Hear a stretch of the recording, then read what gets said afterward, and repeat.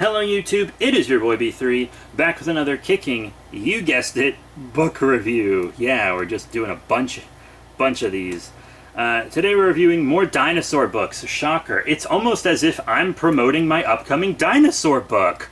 It's almost as if that's the case. If you are interested in my book, All Dinosaurs Go to Hell, I'm finishing it up now. It's getting there. It would actually, the book would likely be finished already if not for me getting a new job. But that new job is with dinosaurs, so it's heavily inspired me to continue the book. I just, don't have as much time to write as I did before, is all. Or energy, to be completely honest. But yeah, the book is almost done. Actually, by the time this goes up, the book might even be out. So check out my Amazon author page, which you can find in the Linktree link down in the description below. I think it's the first thing on there. I got a couple books out already, but All Dinosaurs Go to Hell is on its way. Can't wait for you guys to read it. I'm very proud of it. But today we're going to talk about another dinosaur book. Actually, one of my favorite dinosaur books, and probably my favorite kind of pulp novel. It is The Land That Time Forgot by Edgar Rice Burroughs. We reviewed the kind of cult classic Land That Time Forgot movie on the second channel, B3 Productions, which you can also find a link for in the Linktree. On our second channel, we reviewed the cult classic one, as well as the sequel, The People That Time Forgot, with Doug McClure. Very fun film. I like it more than most, because I love The Land That Time Forgot. Edgar Rice Burroughs is actually kind of one of my favorites, to be completely... I recently bought some comics just because they were based on Edgar Rice Burroughs.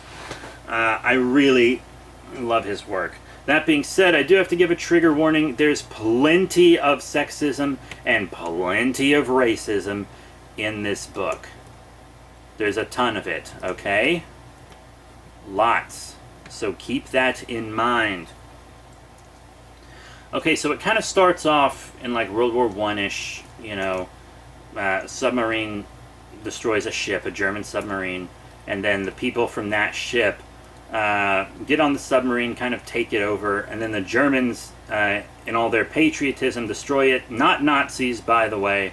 I feel like everyone sees Germans in a war film and they're immediately like Nazis, like how when the Wonder Woman film came out, everyone thought they were Nazis. But it was like, no, it takes place during World War I. The Nazis didn't exist yet. They're coming up, though. But yeah, so in The Land That Time Forgot, they kind of end up on the Lost Continent, where there's not only dinosaurs, but also prehistoric mammals and modern-day animals, and like ape men, but also like more prehistoric men, and etc. And women! But it's very interesting. The whole, it's a lost continent full of prehistoric creatures thing, it's so played out. It's so overdone. King Kong, Journey to the Center of the Earth, The Land That Time Forgot, etc., etc., The Land Unknown. Like, it's just been done over and over and over and over and over again. But the thing that made The Land That Time Forgot interesting, and the thing that keeps it interesting, is how evolution seems to work in the book. It's completely separate from how evolution works in the rest of the world. They developed their own process of evolution. So, like, eggs will get laid, and they'll evolve and they'll hatch and like evolve into entirely new creatures throughout their lifetime.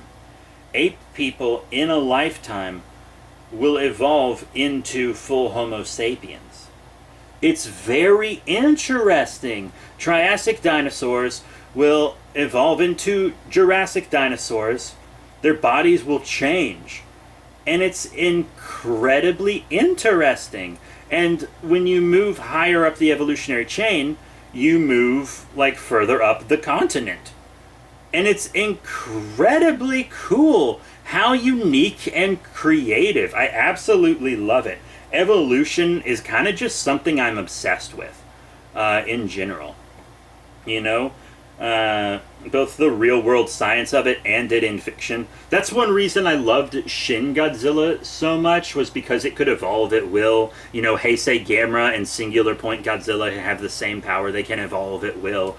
Evolution is just something that in my mind I'm really passionate about. So it's cool to see this kind of alternate evolution, you know?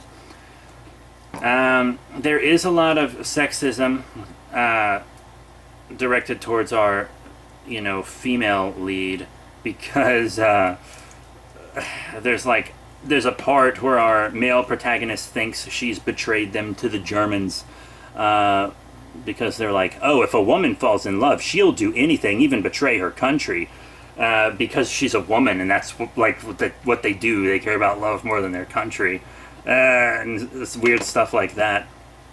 And then it's also like, once we reached land, we counted ourselves up. We counted like the British, and I think there were a couple Americans maybe, and we counted up the Germans, and they gave a total number, and they were like, that's the total number, not including the woman. And then they straight up, the main character straight up says, I didn't count her because she's a woman. I was like, oh my god. It was pretty wild. And then the book just kind of straight up calls people of color like savages and unevolved, because like in the book, black people are a lower tier of evolution in the book, and then when they evolve into like higher human forms, they become white, and that's like really fucked up. That's not cool. It's not cool. So if that triggers you, you might want to lay off the book. Once again, it's a product of its time.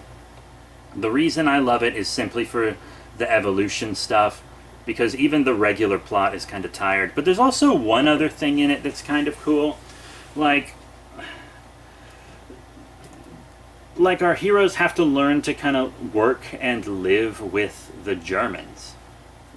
They just have to learn to live and work with the Germans and kind of put their differences aside in a way, simply in order to survive, which is kind of neat. You know, that's always a neat coming together type thing.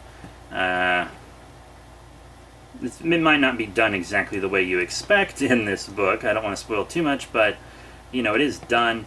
And this book is in one of my favorite writing styles, which is like letters from someone who observed everything. Like, it's written by our protagonist and put in a message in the bottle for someone to find. That's how this is being told, from like letters in a bottle. And I just kind of love that writing style, where it's like, oh, I observed all this to be true, and this I saw with my own eyes, to reference Michael Crichton's worst book, Eaters of the Dead, which is also in that writing style, even though I don't like that book. But The Land That Time Forgot, you know, it's memorable for a reason. It's a very fun book. I believe is it public domain? It probably is. My copy was free and illegal, so I think it's probably public domain. If you've got like Prime Reading or something, or Kindle Unlimited, you can surely read it for free. It's pretty dope. But next time we're also going to kind of do another book like this by Jules Verne. Maybe you can guess what it is. Another adventure involving dinosaurs. Because I'm all about the dinosaurs right now. You know, I just got a new job with dinosaurs, and I'm writing a dinosaur book. So we're going to have a lot of dinosaur content coming up in the future. So that's it for The Land That Time Forgot. Thank you all very much for your support. Remember to rate, comment, subscribe. Check out all the cool links in the description below. Facebook, Twitter, etc. And do check out my, you know, Amazon author page. You know, my All Dinosaurs Go to Hell is coming out soon. And as I said, it might be out before this is, you know, even up, because it takes me a long time to put my videos up, because I live in the rural nowhere and don't have internet. So that's it. Thank you all once again for your support, and I'll see you all next time.